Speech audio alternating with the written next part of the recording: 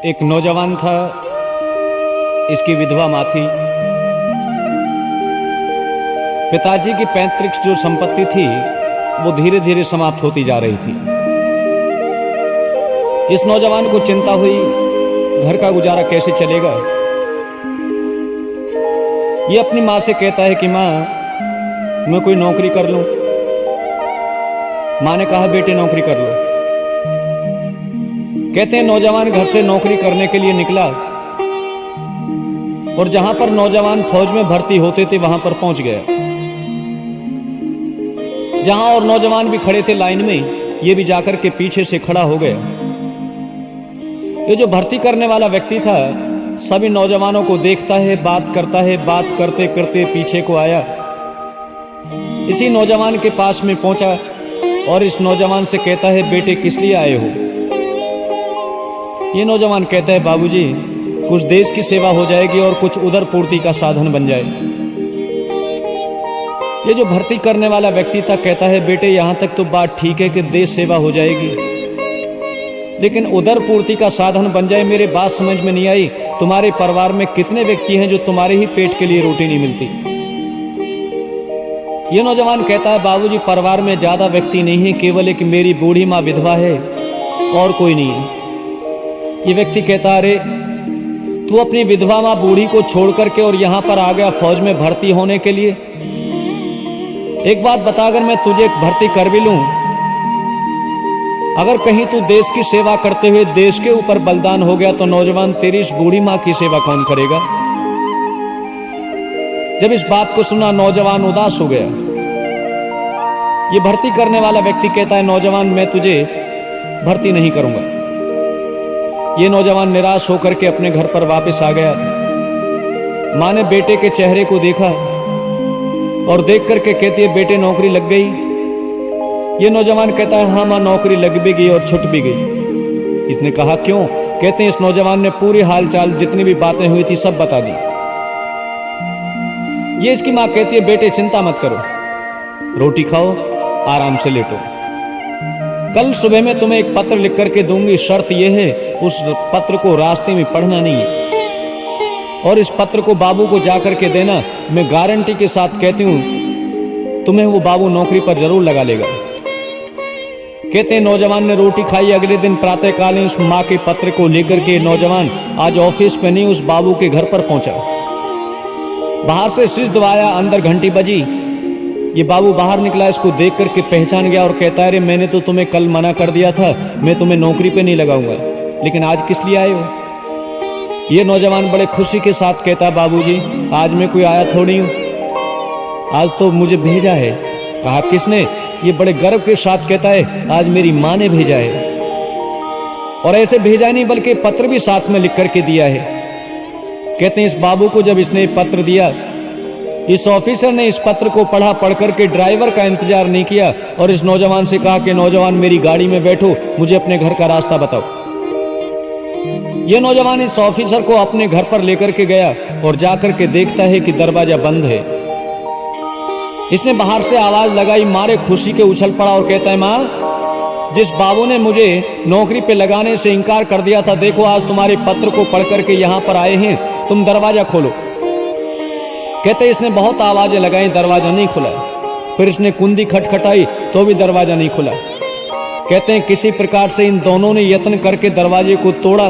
तोड़ करके देखें, इस नौजवान की मां अंदर पेट में चाकू मार करके मरी पड़ी है। तभी तो किसने कहा कि ऐसे माता पिता जो अपने संतान के लिए सब कुछ सर्वस्व सब कुछ लुटा देते हैं, अपना सब कुछ अर्पण कर देते हैं, ऐसे माता पिता के ऋण से उऋण होना बड़ा मुश्किल है। हमें माता पिता की सेवा करनी चाहिए।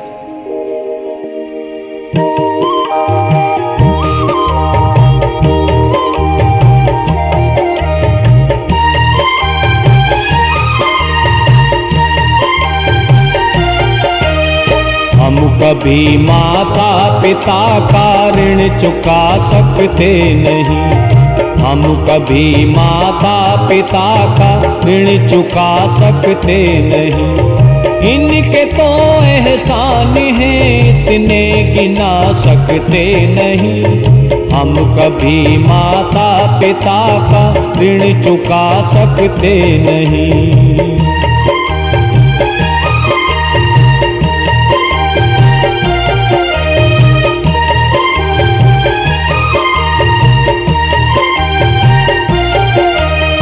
ये कहाँ पूजा में शक्ति, ये कहाँ फल जापिका। ये कहाँ पूजा में शक्ति, ये कहाँ फल जापिका। हो तो हो इनकी कृपा से खातिमा संतापिका। इनकी सेवा से मिले धन ज्ञान बल लंबी उम्र। स्वर्ग से बढ़कर है जग में आसरा माँ बाप का। इनकी तुलना में कोई वस्तु बिला सकते नहीं। हम कभी माता पिता का ऋण चुका सकते नहीं। हम कभी माता पिता का ऋण चुका सकते नहीं।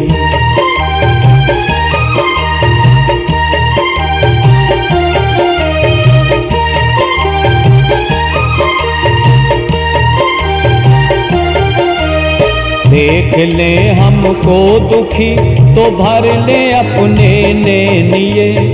देख ले हमको दुखी तो भर ले अपने नैनिये। एक हमारी सुख की खातिर तड़पते दिन रैनिये। भूख लगती प्यास ना और नींद भी आती नहीं। कष्ट हो तन पे हमारे हो उठे बेचैनिये। इनसे बढ़कर देवता भी सुख दिला सकते नहीं।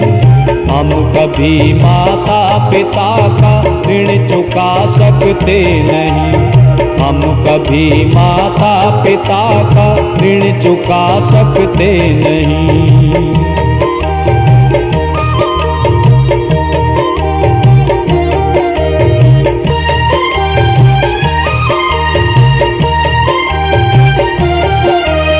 पढ़ लो वेद और शास्त्र का भी एक ये भी मर्म है। पढ़ लो वेद और शास्त्र का ही एक ये भी मर्म है। योग्यतम संतान का ये सबसे उत्तम कर्म है। जगत में जब तक जिए सेवा करे माँ बाप की। इनके चरणों में ये तन मन धन लुटाना धर्म है। ये पथ की वो सत्य है जिसको जुटा सकते नहीं। हम कभी माता पिता का ऋण चुका सकते नहीं। हम कभी माता पिता का ऋण चुका सकते नहीं। हम कभी माता पिता का ऋण चुका सकते नहीं। हम कभी माता पिता का ऋण चुका सकते